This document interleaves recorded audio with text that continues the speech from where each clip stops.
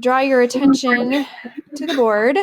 So you will need, like I said at the beginning of class, you will need a black pen. So if you have your own black pen, totally use it. Not a problem. I have some extras up front, but I do need you to return them each day because I don't have enough for you to hang on to them. So please return the black pen. You are going to have two parts to this, but on the same page. Okay, so it's only one page in your sketchbook, and it's kind of like when we did our shading technique, but the second part is a little different because you're going to be able to draw whatever you want. So how this works is you need to break your paper like in half. You can choose, like lots of kids don't even put a line. You could fold it in half. You can just eyeball it. I do not care. On the top half, you need to draw 8 boxes. Please draw them as nice as possible. Like even like practice, we should put craftsmanship and effort into it. So you just want 8 boxes.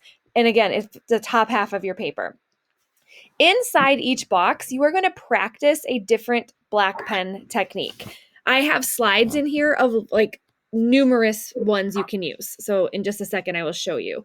You can see the example up here of these kind of like triangle zigzags. That is a black pen technique. So it's adding texture and shading to your work using a black pen.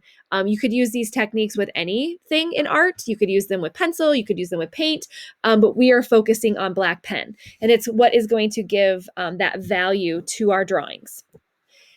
So the top half is just practicing 8 different styles. So each box should have a different black pen technique. The bottom half, you only have to draw one Polaroid. I have 2 here to show you how to draw one. So it's literally 2 rectangles. And then I have the one that has the drawing inside of it. You only have to draw one. Okay, and I will have student examples here in a second for you to see. You need to create a drawing with black pen and have at least 5 different techniques in that drawing. So you can show me that you understand, like, what is the point? Like, how do we get our drawings past outlines and into finished works of art? And that is with these techniques. So here are some examples of ideas you could use for your Polaroid drawing. I've had students who have tried to really mimic these because they really wanted to practice. I've had students who have used these as like starting points for ideas. You can draw anything you want, school appropriate, in your Polaroid. I don't care. What I care about is the technique and the black pen technique and the craftsmanship. I don't care if it comes off the Polaroid.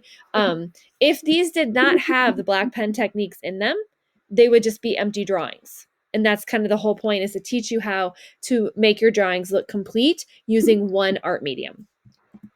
Here are some other ones. These look very similar, but they're different. You can see one technique is solid color. So solid black in this case is a technique. If these trees weren't solid, it would look a little strange. So you have to understand where that works best.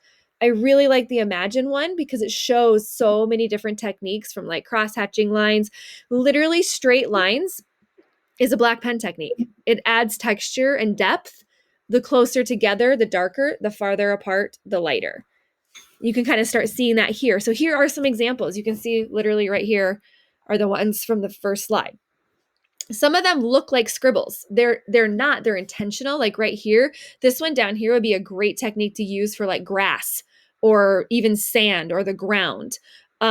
This is called, these lines, when they're just straight lines, they're called hatching lines. When they cross, they're called cross hatching. They can be any direction, but if they cross, they're cross hatching. And you can notice, like right here, these hatching lines, the closer they are, the darker; the farther apart, the lighter, just like the ones that are going horizontal here. Kind of looks like a barcode almost. A dotted line is a technique. The dots, they're called stippling. Notice how it gives you like a light circle in the middle? It's because the dots are lighter, whereas the corners, they're darker. So it's literally just using your black pen and adding this textural technique. So there's some more examples here. And again, these are intentional, so they shouldn't be scribbles. Like some of them kind of look, I mean, like even like right here, it looks like little circles. They should still be intentional. You can see the wavy lines. Here are some student examples. So notice the Polaroids. Again, I don't care if you focus on it going more vertical or if you want it to be more rectangular going horizontal. This student just split their paper up kind of more organically, where this one has very defined concrete boxes. Doesn't matter. Okay, they did mushrooms and the butterfly. We have examples here. This drawing is beautiful. You can see how they did their paper sideways. Totally fine. Here, this person did do 2 Polaroids. You do not have to. Okay, you only have to do 1. Here's another example. So this is where the student work comes in. We need this information and know how to do this so we can get to tomorrow. Again, I'm going to be gone, but I'll have a video lesson. Tomorrow, you're going to start by putting this into like actual action with your final big project, which are the black pipe drawing that I'm going to teach you.